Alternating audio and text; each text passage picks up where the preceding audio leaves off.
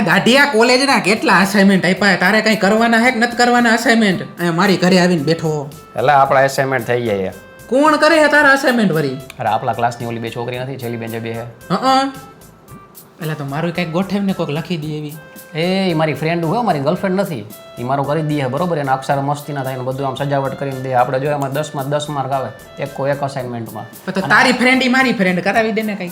ઈ એનું કરે મારું કરે તો તારું કરે તો બે તું મારું બંધ કરાવી હવે. બે ફ્રેન્ડ હોય ને એક તારું લખી એક મારું લખી. અરે એ બે જણી મારા 3 સબ્જેક્ટ દીધા છે, બે જણી 6 સબ્જેક્ટ પૂરા કરશે ઈ.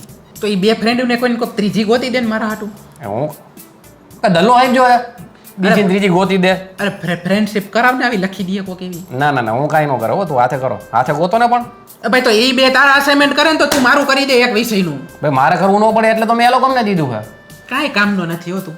હું ખવડાવીશ તું જી કે અમે દુકાને જઈને પફ ખાવો હે દાળ પકવાન ડન 4 છાશે પીવરાવી.